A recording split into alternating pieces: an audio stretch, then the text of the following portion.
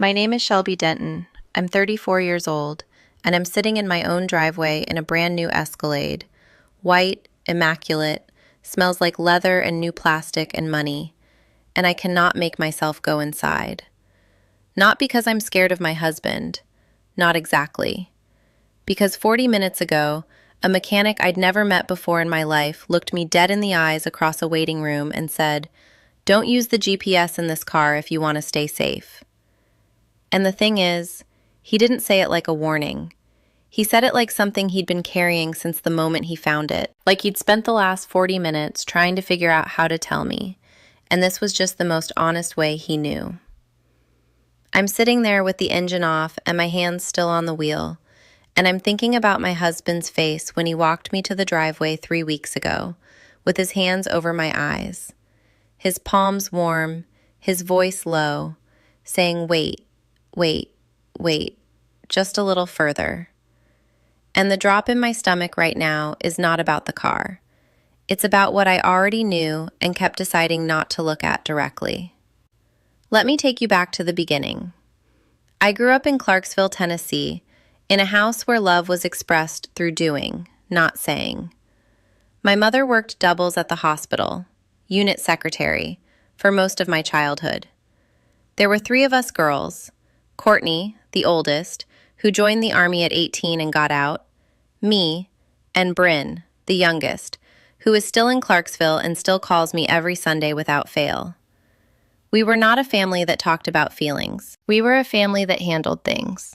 There was always something to handle. My mother is one of the most capable people I have ever known, and also one of the loneliest. And for a long time, I didn't understand those two things could go together the way they do in her. The house was clean, the bills were paid. We were not allowed to leave dishes in the sink or go to bed angry with each other, though nobody explained what you were supposed to do with the anger if you couldn't go to sleep with it. You just put it somewhere. My father came back when I was 11.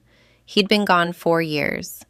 He stayed 9 days and brought gifts: a stuffed bear, a cassette tape, a pair of gold earrings that were too old for me. I put those earrings in a drawer by my bed, and I looked at them every morning for a year, the way you look at something you're expecting to become something else. They never did. When I finally stopped looking, I was 12, and I remember thinking, the waiting was the problem, not the leaving. I don't know when I decided that the way to survive people was to need less from them than they could give, but I made that decision young, and it served me for a long time. And it was also the exact quality that made what Marcus did possible. Because the thing about a woman who knows how to need less is that she is very easy to underestimate and very easy to surveil.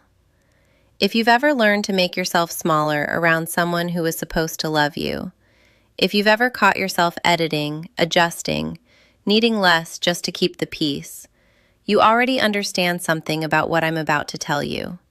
Hit like on this video, subscribe so you don't miss the rest of this story. And if you know somebody who needs to hear it, share it with them. I'm not performing this. I'm just telling you the truth.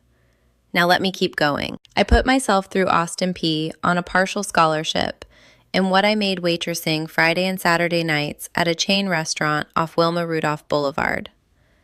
I studied communications because I was good at reading people, and I thought that was the same thing as knowing how to talk to them. I found out later that it isn't, but that's a different story. It took me 5 years instead of 4 because my mother had a health scare my junior year and I came home for 2 semesters. I didn't tell my professors I was leaving because I was afraid I was going to fail. I just went. I graduated on a Thursday in May. It was raining. Bryn was there, wearing a dress that was slightly too big for her because she'd bought it on sale and didn't want to return it. My mother was there. She cried, which she almost never did, which meant more than if she'd said anything. Marcus wasn't in my life yet. What I want you to understand is that I built everything I have without a net. The apartment in Nashville, I signed that lease alone. The job at Everhall Creative, I applied 17 times before I got a call back in this industry. The savings account with $4,800 in it that I opened 3 years ago after reading an article about financial independence? Marcus doesn't know that account exists. I remember the day I opened it. I sat in my car in the bank parking lot and I thought, this is probably paranoid. And I opened it anyway, because some part of me that I wasn't listening to clearly enough knew that paranoia and preparation are sometimes the same thing. I met Marcus at a work event, a conference, a happy hour after, the specific kind of crowded, loud room where you end up in a corner talking to one person for 3 hours. He was handsome in a way that felt deliberate, the kind of man who knew exactly what he looked like and had made peace with using it. But what I remember more than the way he looked was the way he listened. He looked at you when you were talking, not past you, not around you, directly at you, like you were the specific person he had been waiting to talk to. I found out later that this is a skill he practices. But when you're 31 years old and you grew up in a house where nobody explained themselves, being looked at that directly feels like being discovered. We dated for 2 years. He was consistent in ways I wasn't used to. Flowers for no reason, texts to check that I got home safe. He remembered details, the name of my sister's cat, the way I took my coffee, the fact that I hated to be surprised. Which makes what comes next either ironic or predictable, depending on how generous you're feeling. We got married in October in a small ceremony outside Nashville. Bryn was my maid of honor. She gave a toast that made me cry.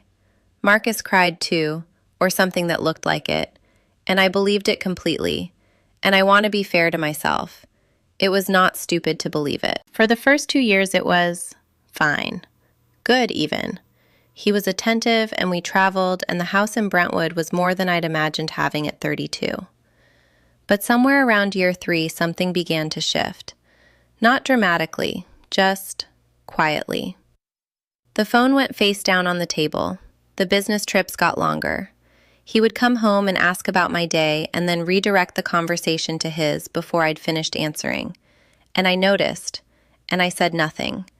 And I am still unpacking what that silence cost me. 8 months ago, I started keeping a list. Not of things that were wrong exactly, just things I noticed. A transfer on the bank statement I didn't recognize. A name on a receipt. The way he looked at his phone when it buzzed and then looked at me. The way he suggested that specific mechanic shop for the car's first service and made the appointment himself and mentioned it twice like it was a favor. I wrote everything on paper because lists are the thing I do when I don't know what else to do. And then I drove to that shop on a Wednesday morning with a coffee and sat in the waiting room, and 40 minutes later, Darnell Okafor came through that door and closed it behind him. He was tall, broad through the chest, silver-haired, wearing dark navy coveralls with his name embroidered in gold thread on the left side. He didn't rush. He didn't soften it. He held his clipboard against his chest and he said, "I need to ask you something, and I need you to be straight with me. Did you know this vehicle has a secondary GPS transponder installed behind the dash panel? It's not factory. Somebody put it there." And the thing I remember most, more than the words, more than anything, is how steady his voice was. Like he'd decided before he came through that door that I deserved to hear this, and that no version of the conversation was going to change that. "It's logging your location history," he said, and transmitting it in real time to an external receiver. "Whoever set this up gets a notification every time this car moves." I said, "My husband handles the car." And he looked at me. Just looked, for a moment. And then he said, "Don't use the GPS, not in this car. And whatever you decide to do next, do it from a different vehicle." I drove home in the Escalade because I didn't know what else to do. I parked in the driveway, and I sat there, with the engine off and my hands on the wheel, thinking about a girl who learned at 11 years old that the waiting was the problem, not the leaving. I sat in that driveway for 9 minutes. I know because I watched the clock on the dashboard, the one that wasn't the GPS, the one that was just time, neutral and indifferent, doing what it always does. 9 minutes. And then I took a gas station receipt out of the cup holder and a pen from the bottom of my bag, and I wrote 3 things at the top. What I know, what I don't know, what I need to find out. That's the thing about the way I'm built. The feelings come. They come hard, they come fast, they come in waves that I don't always have language for. But underneath them, something else kicks in. Something that sounds less like panic and more like, okay, what do we do with this? What I knew. There was a device in my car that Marcus had installed without telling me. A device that tracked every place I went in real time and sent that information somewhere. To his phone, most likely. To an app. To a number. I didn't know the mechanism exactly, but I understood the intent. You don't install a tracker on your wife's car because you trust her. You install it because you want information she isn't giving you, or because you want to know where she is when she thinks nobody's watching. What I didn't know. How long it had been there. Whether it was only the car. Whether there was something specific he was looking for, or whether this was just the kind of person he had become. Slowly, quietly, in ways I hadn't registered until now. What I needed to find out, everything else. I went inside. I made dinner. I set the table. When Marcus came home, I was at the stove, and I smiled at him and he kissed my cheek and said it smelled good in here. And I said thank you. And we ate. And I listened to him talk about his day. And I laughed in the right places. And I felt nothing. Which was not what I expected. I expected to feel rage, or grief, or fear. Instead, I felt a kind of crystalline clarity, the way you sometimes feel in the middle of a crisis before the shaking starts. I was watching him, really watching him, maybe for the first time in a year. The way he held his fork, the way he checked his phone twice during dinner and put it face down both times. The way he looked at me, the quality of it, the management of it. And I thought, I have been confusing this for love. The next morning I told him the Escalade was making a noise I didn't trust, and I borrowed my coworker Jenna's car to get to work. Jenna didn't ask questions. She handed me her keys and said just bring it back with gas, and that was that. I have always been grateful for women who hand you the keys without making you explain. I drove to our bank on my lunch break. I requested a 6-month transaction history on the joint account. The account I technically had full access to and had barely looked at in 3 years, because Marcus handled the finances, which is a sentence I have had a lot of time to think about since. The teller printed it out. It was 4 pages. I sat in Jenna's car in the parking lot, and I read all 4 pages twice. The transfer started 8 months ago. Small, spaced out, never the same amount twice. 200 here, 600 there, 850 on a Tuesday in September. Always to the same account number, an account that was not in my name and that I had never seen listed anywhere in our shared financial documents. 8 months of transfers. Careful, patterned, the kind of thing that looks, if you're not looking closely, like nothing. Like a bill, like a subscription, like something routine. I took photographs of every page. That night I called Bryn. I went into the bathroom and ran the shower and sat on the edge of the tub and I called her. And I told her everything. The mechanic, the tracker, the account, all of it. And Bryn, who is 29 and sharp in the way that youngest children often are, who has never in her life told me what I wanted to hear instead of what I needed to hear. Bryn was quiet for a moment. And then she said, "Shelby, I need to tell you something, and I need you to not get upset before I finish." I said, "That's never a sentence that ends well," she said. "At Marcus's company Christmas party, last year, the one you brought me to." I remembered it. December, downtown Nashville, a rooftop venue with heat lamps and an open bar, and people Marcus worked with who I'd met twice and couldn't place by name. Bryn had worn a red dress. We'd had 2 glasses of wine and made fun of the appetizers quietly under our breath, the way we've done at every uncomfortable social event since we were teenagers. She said, "There was a woman Marcus introduced us to, Britta. dark blonde in a camel blazer. He introduced her as a colleague. I said, "I remember her." She said, "I saw them in the parking garage when I went to get my coat. They didn't see me." I told myself I was wrong about what I was seeing. Shelby, I wasn't wrong. The shower ran for a long time after that. I want to stop here for a second because I think about this moment a lot. Not the part about Britta, as devastating as that was, but the part that came right before it. The transfers. 8 months of small, careful withdrawals. A man quietly preparing an exit while lying next to me in bed, while asking me about starting a family, while buying me flowers and making restaurant reservations, and doing all the visible things that a present husband does. Using the architecture of our life together as cover for dismantling it. Have you ever realized that someone who was supposed to love you had been running a second version of reality alongside yours this whole time, without you knowing? Drop that in the comments. I want to know. Because I think more people have been inside that specific silence than will ever say so out loud. I didn't sleep that night. I lay next to Marcus in the dark and I thought about Darnell Okafor. About the way he'd closed the door to the waiting room before he spoke. About the fact that he'd already written it up. The device, the photographs, the documentation, before I'd even asked. He told me later, when I called, that he does it every time he finds something that shouldn't be there. That 15 years ago he missed something he shouldn't have missed, and a woman got hurt. And he decided that day that he would never let something slide because it was easier than saying it. I called the shop number the next morning and left a message. I said, "You helped me. I need to ask what you found exactly, and whether you'd be willing to document it formally." He called back in 20 minutes. He said, "I already documented it. I do that every time. I can have a copy ready for you by Friday."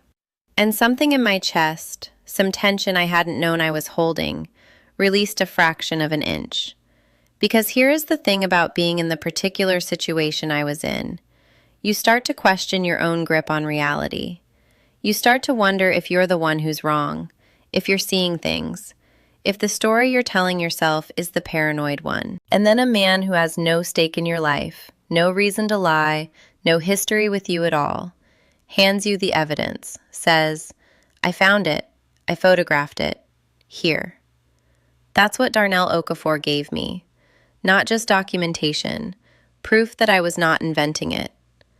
Marcus brought me flowers the night after the shop visit. Yellow roses, my favorite. He brought them in through the garage and set them on the kitchen counter and said he'd been thinking about the baby conversation, that he thought we were ready, that he felt good about where they were heading. He was warm in a way he hadn't been in months, present, attentive, looking at me the same way he'd looked at me across that happy hour 12 years ago, or something that was doing an excellent impression of it. I understood, in that moment, what was happening. The Escalade had been at the shop appointment he had made. He knew the car had been serviced. He didn't know what Darnell had found or what Darnell had said, but he was checking. The flowers were a calibration. The baby conversation was a calibration. He was reading my face for the thing I knew, and I had to make sure my face said nothing. I took the roses. I put them in water. I said, "Let's talk about it this weekend." I smiled. And the next morning, I started looking for an attorney. Her name came from a friend of Bryn's from law school. Patricia Harmon, family law, Nashville. I looked her up from Jenna's car in the work parking lot before I went inside. I read 3 reviews. I called and left a voicemail. She called back before noon and her assistant scheduled me for Friday, the same day Darnell's documentation would be ready. I spent the rest of that week living 2 lives. The one Marcus could see. Normal, warm, a wife making dinner and asking about his day and talking about the weekend. The one underneath. Organized, documented, precise. I built a folder. Bank statements. Photographed.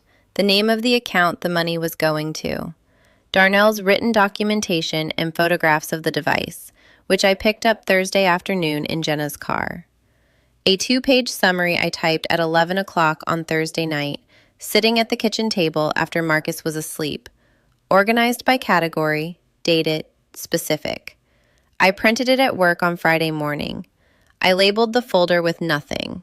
No name, no label. Just a plain manila folder with everything inside it.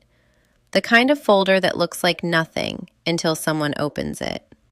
I have thought a lot about who I was in those 4 days.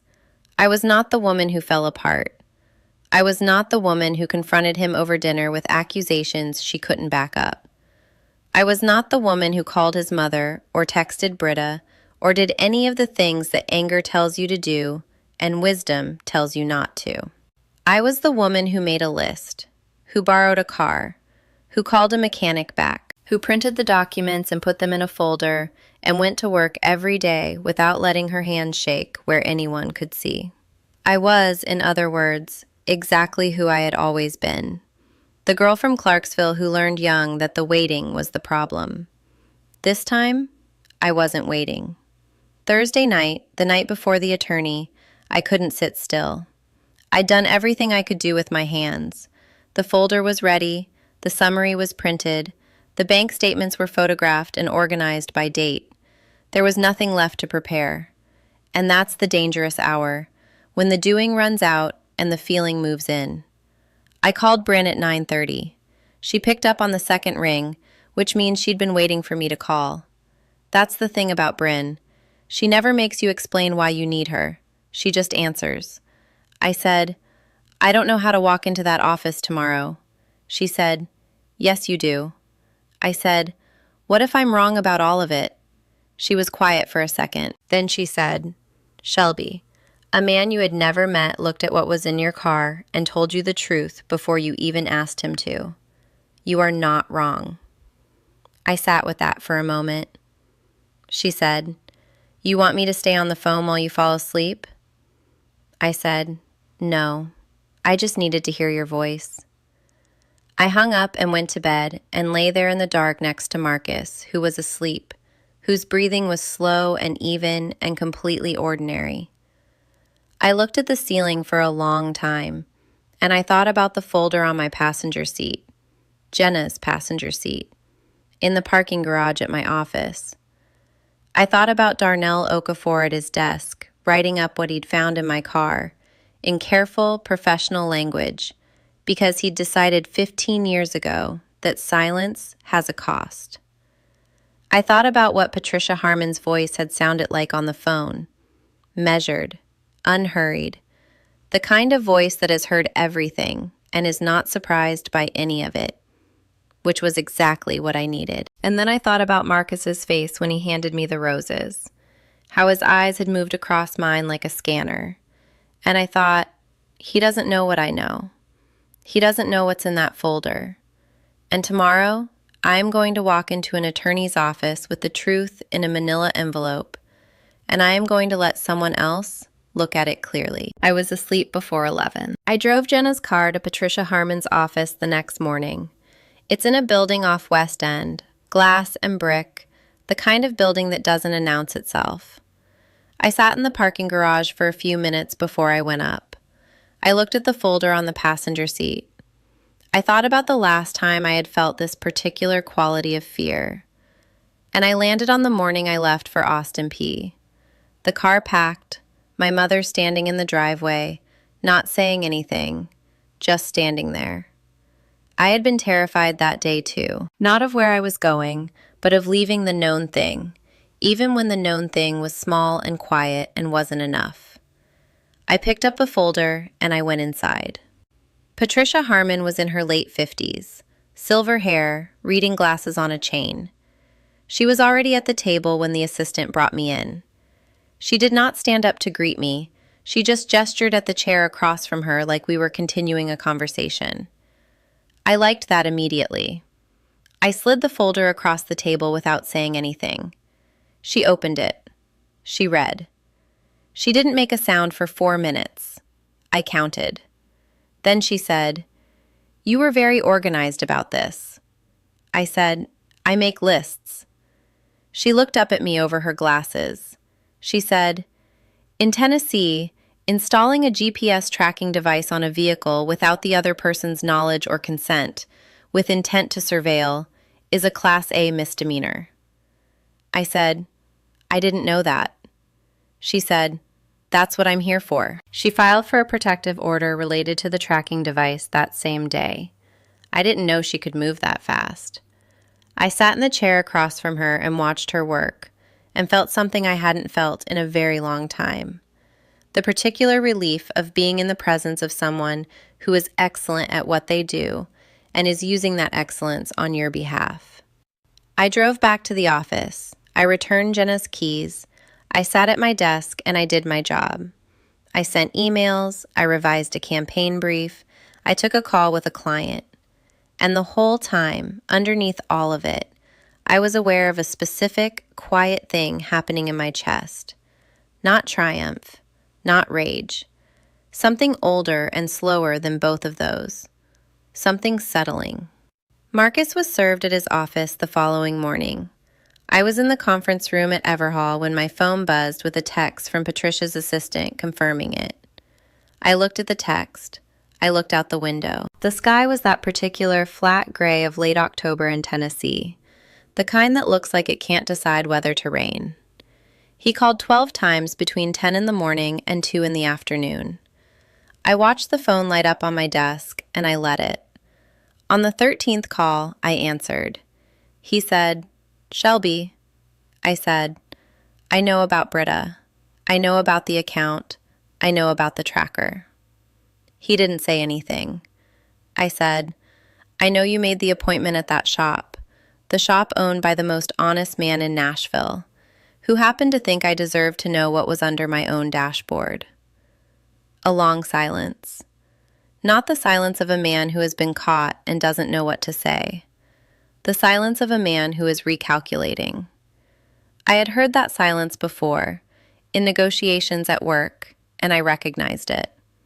He was not falling apart. He was deciding which version of the next sentence was going to cost him the least. That recognition, that even now, even in this moment, he was managing, is the moment I want to stop and stay inside for a second. Because it's the moment I understood fully that I had not been in a marriage. I had been in a managed arrangement, and I had been a willing participant in it, which is the part that costs the most to look at directly. If what I'm saying is landing somewhere real for you right now, if you've ever sat with the knowledge that the person who was supposed to choose you was only ever managing you, hit that like button, subscribe, because what comes next is the part that matters most, and I don't want you to miss it. He said, I can explain. I said, here is what's going to happen. I am staying in the house until I choose to leave it. You can stay at a hotel. You can stay with Britta. I genuinely don't care which. My attorney will be in touch with yours. He said, Shelby, we can talk about this. I said, we are talking about it. I'm talking. This is the conversation.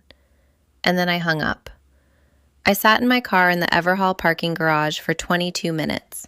Not 9 this time. 22. Because this time I let myself feel it. All of it. In sequence. The anger first, sharp and clean. Then the grief, which was different from what I expected. It wasn't grief for Marcus. Not exactly. It was grief for the version of the story I'd been telling myself about my life. The narrative in which I had chosen correctly. In which being looked at directly across a crowded room meant something lasting. Then something else moved through. Quieter. Under everything. I tried to name it and I couldn't. Not exactly. It was something like, I got out of the car before it became a cage. I thought about Marcus sitting in his office after the call. I thought about what he must look like right now. Not the controlled, pleasant-faced man who carried roses in through the garage and made restaurant reservations and removed his wedding ring in the car. I thought about the version of him underneath that, the one I had caught glimpses of sometimes at 3 in the morning when he thought I was asleep. Smaller, afraid of something I could never quite see. A man who had decided somewhere along the way that controlling his world was the only way to stay safe in it, and who had built such an elaborate structure around that decision that he couldn't see anymore what it had cost the people inside it. I don't forgive him. I want to be clear about that. I don't think what he did is something I'm required to find my way to peace about, but I can hold the fact that he is a full human being. That somewhere under the Breitling watch and the managed silences, there is a person who is genuinely afraid. And still know that understanding someone's fear does not obligate you to stay inside it with them. I called Bryn from the parking garage. She picked up on the first ring this time. I said, "I'm okay." She said, "I know." I said, "How do you know?" She said, "Because you called me instead of crying alone in your car." Which was true, and which was new, and which meant something I didn't have words for yet. I started the car. I drove home. I pulled into the driveway and parked the Escalade, because it was still my car, still in my name, and I was done making myself smaller around things that belonged to me. I sat there for exactly 2 minutes this time. Then I took the key fob out of the ignition. I held it in my palm for a moment. This small, expensive object that had been a gift and a surveillance device and a test I didn't know I was taking. I set it on the passenger seat. I got out of the car. I closed the door. I didn't look back. The thing about consequences is that they don't announce themselves. They just arrive, quietly, through the people who still call.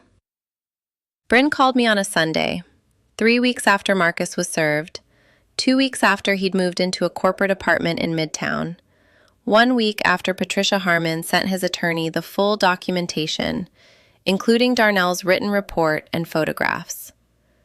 Bryn called at her usual time, 10 in the morning, and I was in the kitchen making coffee, and the light was coming in through the window above the sink, the way it does in late November in Tennessee. Low and golden and slightly apologetic, like it knows it's not staying long. She said, "So, word is getting around." I said, "Tell me." She said that Marcus's firm had been made aware of the protective order.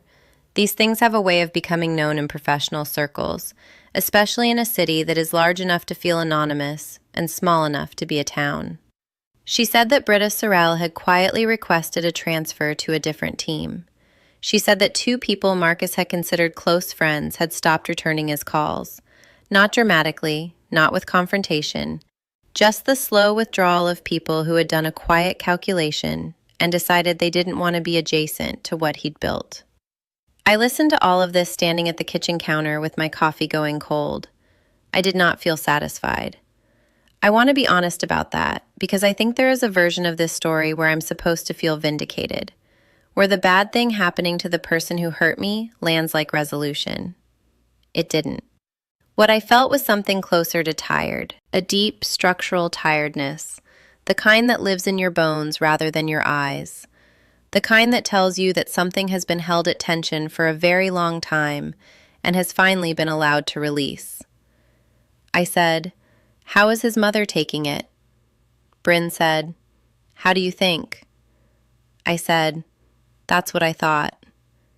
His mother Diane had called me once, 11 days after the service, before she knew the full scope of what I had in the folder. She'd been careful on the phone, measured. She said she hoped we could find a way through this, that she believed in the sanctity of marriage, that she thought communication was always the answer. I listened to all of it, and then I said very calmly, "Diane, your son installed a tracking device in my car without my knowledge. That's not a communication problem. That's a legal one." She didn't call again after that. I don't hold it against her. She was doing what mothers do, protecting the version of her child she needed to believe in. I understand that impulse. I was raised by a woman who never stopped protecting her children, even when protecting them meant pretending some things weren't happening. What I couldn't do anymore was pretend. The person who came back first was not who I expected. It was Jenna, my coworker, the one who'd handed me her car keys without asking why. She knocked on my office door one afternoon about a month in and said, "I just want you to know I knew something was wrong. I didn't know what, but I knew." She didn't say sorry. She didn't make it about her. She just said what she saw, and left. I thought about that for a long time afterward. How sometimes the most important acknowledgement isn't an apology. It's just someone saying, I saw it. I should have said so sooner. Bryn came up from Clarksville for a weekend in November. She brought her cat, which is a 12-year-old orange tabby named Gerald, who hates travel and complained the entire 2 hours. She slept in the guest room, and we stayed up both nights, talking at the kitchen table until 2 in the morning, the way we used to do as teenagers when our mother worked nights and the house was ours. She didn't try to make me feel better. She just stayed. I think that is the most underrated thing one person can do for another. Not fix it, not reframe it, just stay inside it with you until it becomes something you can carry differently. My mother called on a Wednesday. She'd heard, Bryn had told her, carefully, in pieces. My mother is not a woman who cries easily or says the large thing when a small thing will do. She called and she said, "Are you eating?" I said yes. She said, "Is the house warm?" I said yes. She said, "Good." And then she was quiet for a moment and she said, "I always thought he listened too much. The way he looked at you when you were talking. It wasn't love. It was inventory." I had to set the phone down for a second after that. My mother, who has never in my memory named an emotional truth directly, had just handed me the most precise description of my marriage I had ever heard. It wasn't love. It was inventory. I thought about all the years I had wished she would just say the thing. And there it was, in her voice, low and certain, on a Wednesday morning in November when I wasn't expecting it. I picked the phone back up. I said, "I know." She said, "Come home for Christmas." I said, "Okay." About 6 weeks after the separation, I sat down and wrote Marcus a letter. Not because Patricia advised it, she didn't, she was neutral on the subject, but because I needed to say something that wasn't going through attorneys. Not for him, for me. Because I have always needed to name things on paper before I can set them down. I didn't send it for 3 days. I read it every morning and revised it until it didn't have any anger in it. Not because the anger wasn't real, but because anger wasn't what I needed him to receive. What I needed him to receive was clarity. I needed him to know that I understood what he had done, not in an accusatory way, but in the way you understand a thing when you have looked at it from every angle and removed every excuse from it. The letter said, in the middle of it, "You did not surveil me because you loved me too much. You surveilled me because you were afraid of what I would do with my own freedom." And the difference between those two things is the difference between a marriage and a cage. That was the line. The one I'd been carrying for weeks without knowing how to say it. I read it to Bryn on the phone the night before I sent it, standing in the kitchen, same spot, same low November light. She was quiet for a long time. Then she said, "Send it." I sent it the next morning.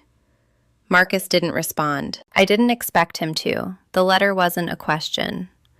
Patricia called 2 weeks later to update me on the proceedings. She said things were moving forward, that his attorney had been cooperative in a way that suggested Marcus understood the position he was in. She said the financial irregularities, the 8 months of transfers, were going to be addressed in the settlement. She said, "You came in very prepared. That matters." I said, "I had a good mechanic." She laughed, a real laugh, surprised out of her, and it was the best sound I had heard in months. I ordered a different car. Nothing luxury, nothing that needed to announce itself. A used dark green Subaru Outback with 80,000 miles, and a clean history, and a GPS that was installed by the manufacturer and not by my husband. I drove it off the lot on a Tuesday afternoon, and I sat in the parking lot for exactly 0 minutes before I pulled onto the highway. I didn't need to sit. There was nothing in that car to reckon with. I drove home with the windows down even though it was 43 degrees, because I could. Because nobody was getting a notification about it. Because my location was mine again, private and unremarkable and completely my own. My name is Shelby Denton. I'm 34 years old, and I know now what it feels like to sit in a driveway and understand that the life you thought you were inside was a version of it, a managed, surveilled, carefully maintained version that someone else was running the numbers on while you were busy believing in it. I know what it feels like to hand a folder across a table and let someone look at the truth clearly. I know what it feels like to drive a car that doesn't report back to anyone. I know what it feels like to take up exactly as much space as I actually occupy, without editing. The Escalade is gone. Marcus bought it off the settlement. He wanted it, which tells you something, though I'm not sure exactly what. The driveway is empty in the mornings now except for the Subaru, dark green in the flat winter light. Some mornings I stand at the kitchen window with my coffee and I look at it. Just a car. Just mine. I think about Darnell Okafor sometimes, about the fact that he documented what he found before I ever called him back, about the woman whose brakes he missed 15 years ago, whose accident he carries like a debt he is still paying down in small, specific acts of honesty. I think about how a stranger's conscience can become the turning point of someone else's story. I think about how close I came to driving that car for another year, another 2 years, without ever knowing. I sent Darnell a card, not a long one, just, "Thank you for being the kind of person who closes the door before he speaks." He sent one back. It said, "Take care of yourself. Come back when the Subaru needs its first service." I will. Before I go, I want to ask you something, and I mean this genuinely, because this story has been sitting in me for a long time, and putting it here, for you, matters more than I know how to say. Has someone ever told you the truth when it would have been easier for them to say nothing? A stranger, a mechanic, a coworker who handed you their car keys without asking why? Someone who had no obligation to you and showed up anyway? Leave it in the comments. I read every single one, and I mean that. If this story stayed with you, if some part of it landed somewhere real, hit that like button, subscribe so you're here for the next one, and share it with someone who needs to be reminded that the truth has a way of finding you when you're finally ready to hear it. I'll be back soon. Take care of yourselves.